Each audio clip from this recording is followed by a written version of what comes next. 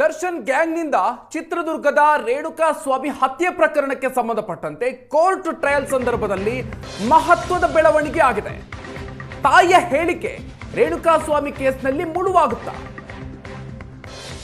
ರೇಣುಕಾ ಸ್ವಾಮಿ ಪ್ರಕರಣಕ್ಕೆ ಸಂಬಂಧಪಟ್ಟಂತೆ ನಡೆದಿರುವಂತಹ ಮಹತ್ವದ ಬೆಳವಣಿಗೆ ಕೋರ್ಟ್ ಟ್ರಯಲ್ ಸಂದರ್ಭದಲ್ಲಿ ರೇಣುಕಾ ಸ್ವಾಮಿ ತಾಯಿ ನೀಡಿರುವಂತಹ ಹೇಳಿಕೆ ಇದೇ ಈ ಕೇಸ್ಗೆ ಮುಳ್ಳಾಗುತ್ತಾ ಅನ್ನುವಂತ ಒಂದು ಪ್ರಶ್ನೆ ಇದೀಗ ಉದ್ಭವ ಆಗಿದೆ. ರೇಣುಕಾ ಸ್ವಾಮಿ ತಾಯಿಯನ್ನ ಪ್ರತಿಕೂಲ ಸಾಕ್ಷಿ ಅಂತ ಪರಿಗಣಿಸೋದಕ್ಕೆ ಮನವಿಯನ್ನ ಮಾಡಲಾಗಿದೆ. ಎಸ್ಪಿಪಿ ಪ್ರಸನ್ನ ಕುಮಾರ್ ಇಂದ ಸೆಷನ್ಸ್ ಕೋರ್ಟ್ಗೆ ಮನವಿಯನ್ನು ಸಲ್ಲಿಸಲಾಗಿದೆ. ಪಾರ್ಟಿ ಸವಾಲಿನ ಸಂದರ್ಭದಲ್ಲಿ ಪ್ರತಿಕೂಲ ಆಗುವಂತ ಹೇಳಿಕೆಯನ್ನ ರತ್ನಪ್ರಭಾ ಕೊಟ್ಟಿದ್ರು. ಆರೋಪಿಗಳ ಪರ ಪಾರ್ಟಿ ಸವಾಲಿನ ಸಂದರ್ಭದಲ್ಲಿ ಗೊಂದಲದ ಹೇಳಿಕೆಯನ್ನ ರತ್ನಪ್ರಭಾ ಕೊಟ್ಟಿದ್ರು. ಪ್ರಾಸಿಕ್ಯೂಷನ್ ಸಾಕ್ಷಿ ಅಲ್ಲ, ಪ್ರತಿಕೂಲ ಸಾಕ್ಷಿ ಅಂತ ಪರಿಗಣಿಸಬೇಕು ಅಂತ ಮನವಿ ಮಾಡಿಕೊಳ್ಳಲಾಗಿದೆ.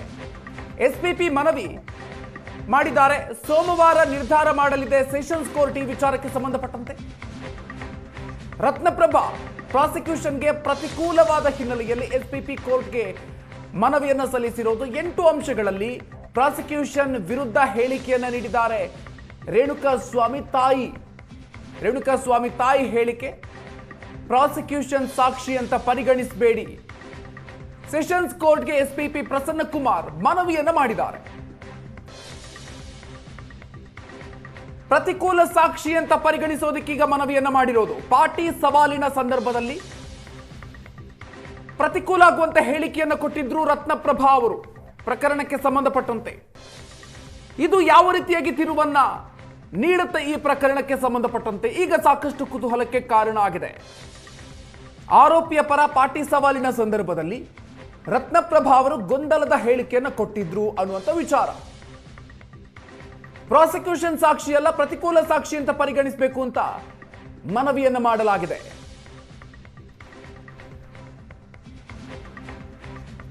ಮೂರು ಹೇಳಿಕೆಯನ್ನ ನೀಡಿರೋದಾಗಿ ರತ್ನಪ್ರಭಾ ಕೋರ್ಟ್ ಮುಂದೆ ಹೇಳಿಕೆಯನ್ನು ಕೊಟ್ಟಿದ್ದಾರೆ. ಹೇಳಿಕೆ 1, ಪೊಲೀಸರ ಮುಂದೆ 3 ಹೇಳಿಕೆಯನ್ನ ನೀಡಿದ್ದಾಗಿ ಕೋರ್ಟ್ನಲ್ಲಿ ಹೇಳಿದ್ದಾರೆ. ಆದ್ರೆ ಪೊಲೀಸರ ಮುಂದೆ ನೀಡಿರುವಂತಹ ಹೇಳಿಕೆಗಳು 3 ಹೇಳಿಕೆಯನ್ನ ನೀಡಿದ್ದೆ ಅನ್ನುವಂಥ ವಿಚಾರ.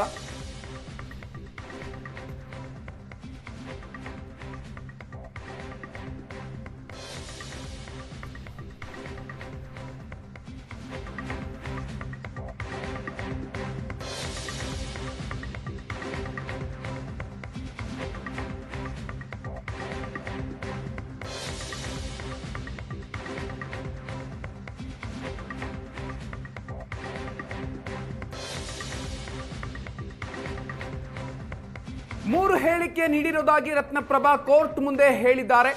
ಆದರೆ ರತ್ನಪ್ರಭಾ ಪೊಲೀಸರ ಮುಂದೆ ಮಾತ್ರ ಹೇಳಿಕೆಯನ್ನ ನೀಡಿರೋದು. ಮಗನ ಮೊಬೈಲ್ ಗೊತ್ತಿಲ್ಲ ಅಂತ ಕೋರ್ಟ್ ಮುಂದೆ ಹೇಳಿದ್ದಾರೆ. ಆದರೆ ಪೊಲೀಸರ ಮುಂದೆ ಇದೇ ಮೊಬೈಲ್ ಅನ್ನೋಂಥ ಮಾತನ್ನ ಹೇಳಿದ್ರು. ಸಿಮ್ ಯಾರದ್ದು ಅಂತ ಗೊತ್ತಿಲ್ಲ ಅಂತ ಕೂಡ ಹೇಳಿಕೆಯನ್ನು ಕೊಟ್ಟಿದ್ರು. ರೇಣುಕಾ ಸ್ವಾಮಿ ಬಳಸ್ತಾ ಇರೋ 2 ನಂಬರ್ ಅಂತ ರತ್ನಪ್ರಭಾ ಹೇಳಿದ್ದಾರೆ. ಹೆಚ್ಚಿನ ಡೀಟೇಲ್ಸ್ ಕೊಡ್ತಾರೆ ನಮ್ಮ ಪ್ರತಿನಿಧಿ ರಮೇಶ್. ಇದೀಗ ನಮ್ಮ ಜೊತೆಗೆ ನೇರ ಸಂಪರ್ಕದಲ್ಲಿ ಜಾಯ್ನ್ ಆಗ್ತಾ ಇದ್ದಾರೆ. ರಮೇಶ್, ಇದೀಗ ರತ್ನಪ್ರಭಾ ಅವರು ರೇಣುಕಾ ಸ್ವಾಮಿ ಪ್ರಕರಣಕ್ಕೆ ಸಂಬಂಧಪಟ್ಟಂತೆ ರೇಣುಕಾ ಸ್ವಾಮಿ ತಾಯಿ ನೀಡಿರುವಂತಹ ಹೇಳಿಕೆ ಏನು, ಹಾಗೂ ಇದು ಯಾವ ರೀತಿಯಾಗಿರುವಂತಹ ಪ್ರಕರಣಕ್ಕೆ ತಿರುವನ್ನ ಕೊಡುತ್ತೆ, ಜೊತೆಗೆ ಯಾವ ರೀತಿಯಾಗಿರುವಂತಹ ಹೇಳಿಕೆಯನ್ನು ಕೊಟ್ಟಿರೋದು? ಮಧುಕರ್, ಅಂದರೆ ರೇಣುಕಾ ಸ್ವಾಮಿ ಕೊಲೆ ಪ್ರಕರಣಕ್ಕೆ ಸಂಬಂಧಪಟ್ಟಂತೆ ಸೆಷನ್ಸ್ ಕೋರ್ಟ್ನಲ್ಲಿ ಈಗ ಟ್ರಯಲ್ ಶುರುವಾಗಿರುವಂಥದ್ದು. ಟ್ರಯಲ್ ಶುರು ಮಾಡಿದ ನಂತರ ಆರಂಭಿಕ ಹಂತದಲ್ಲಿ ರೇಣುಕಾ ಸ್ವಾಮಿಯವರ ತಂದೆ ತಾಯಿಗೆ ಇಬ್ಬರಿಗೆ ಸಮನ್ಸನ್ನು ಜಾರಿ ಮಾಡಿ ಅವರಿಂದ ಹೇಳಿಕೆಯನ್ನು ಪಡ್ಕೊಳ್ಳುವಂಥದ್ದು. ಈ ಪ್ರಕರಣದಲ್ಲಿ ಅವರಿಂದ ಏನು ಮಾಹಿತಿಗಳಿದೆ ಅದನ್ನು ಪಡ್ಕೊಳ್ಳುವಂಥದ್ದು. ಅಂದರೆ ಸಾಕ್ಷಿಗಳನ್ನ ಪಡ್ಕೊಂಡ ಸಂದರ್ಭದಲ್ಲಿ 2 ರೀತಿ ಇರುತ್ತೆ. ಒಂದು ಚೀಫ್ ಇರ್ತದೆ ಮತ್ತು ಕ್ರಾಸ್ ಎಕ್ಸಾಮಿನೇಷನ್.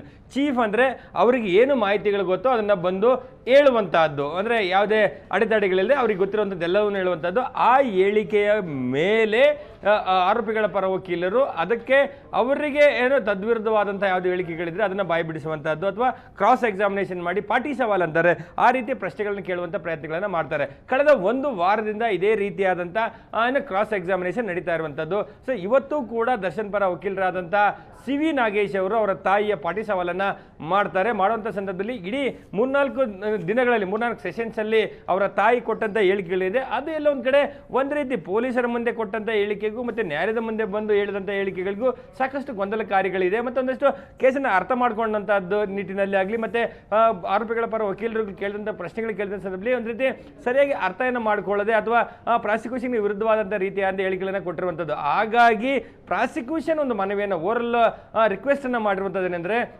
ರೇಣುಕಾಸ್ವಾಮಿ ಅವರ ತಾಯಿ ರತ್ನಪ್ಪ ಹೇಳಿಕೆಯನ್ನು ಹಾಸ್ಟೆಲ್ ವಿಟ್ನೆಸ್ ಅಂತ ಪರಿಗಣನೆ ಮಾಡಬೇಕು ಅನ್ನುವಂಥ ಒಂದು ಮನವಿಯನ್ನು ಕೂಡ ಮಾಡಿದ್ದಾರೆ.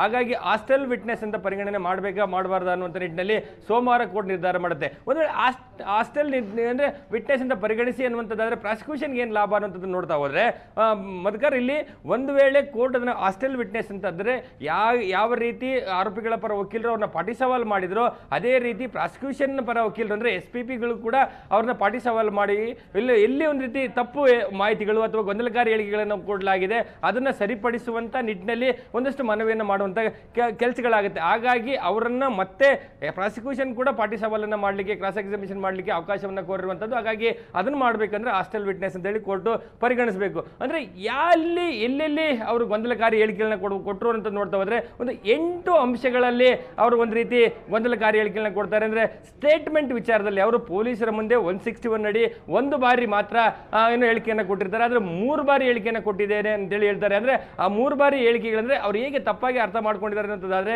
ಪೊಲೀಸ್ ಕಮಿಷನರ್ ದಯಾನಂದ್ ಅವರು ಇದ್ದ ಸಂದರ್ಭದಲ್ಲಿ ಅವ್ರಿಗೆ ಹೋಗಿ ಒಂದು ಮನವಿಯನ್ನು ಕೊಡ್ತಾರೆ, ನನ್ನ ಮಗನ ಕೊಲೆ ಆಗಿದೆ, ನನಗೆ ನ್ಯಾಯ ಬೇಕು ಅಂತೇಳಿ ಒಂದು ಮನವಿಯನ್ನು ಕೊಟ್ಟಿರ್ತಾರೆ. ಆ ಮನವಿ ಪತ್ರವನ್ನು ಕೂಡ ಹೇಳಿಕೆ ಅಂತ ಹೇಳ್ತಾರೆ. ಮತ್ತೆ ರೇಣುಕಾಸ್ವಾಮಿ ಅವರ ಮೃತದೇಹವನ್ನು ಅಂದರೆ ಹಸ್ತಾಂತರ ಪೊಲೀಸರು ಅಥವಾ ವೈದ್ಯರು ಹಸ್ತಾಂತರ ಮಾಡೋ ಸಂದರ್ಭದಲ್ಲಿ ಒಂದು ಹೇಳಿಕೆಯನ್ನು ಕೊಟ್ಟಿರ್ತಾರೆ, ಹೌದು ಇದು ನನ್ನ ಮಗನೇ, ನಾನು ಗುರುತಿಸಿದ್ದೇನೆ, ಇದನ್ನು ಶವವನ್ನು ಕೊಡಿ ಅಂತೇಳಿ ಒಂದು ಹೇಳಿಕೆಯನ್ನು ಏನಲ್ಲಿ ಕೊಟ್ಟಿರ್ತಾರೆ.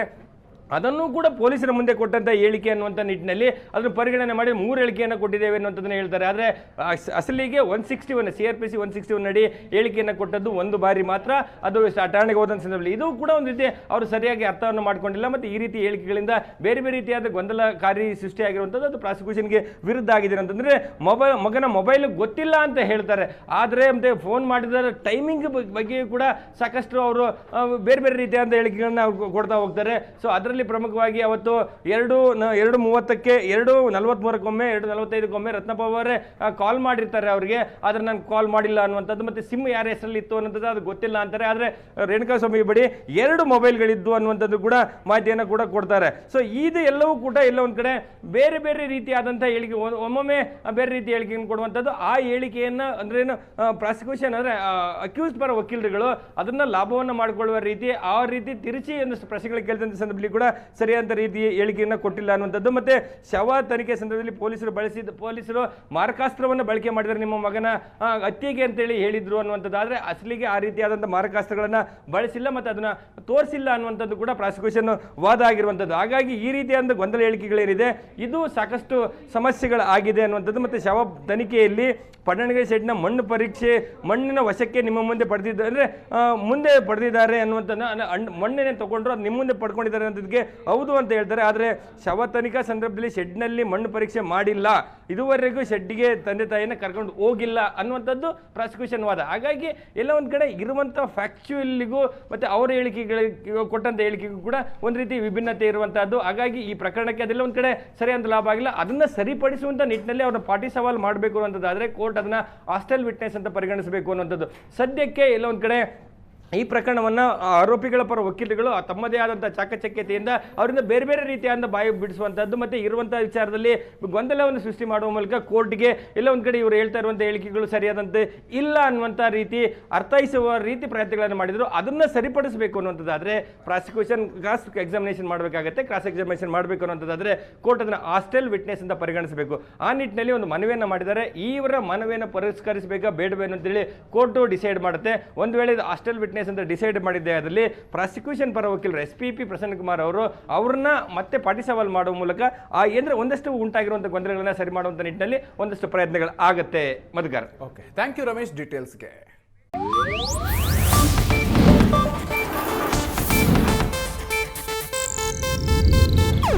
ಇದು ಏಷ್ಯಾನೆಟ್ ನ್ಯೂಸ್ ನೆಟ್ವರ್ಕ್ ಪ್ರಸ್ತುತಿ.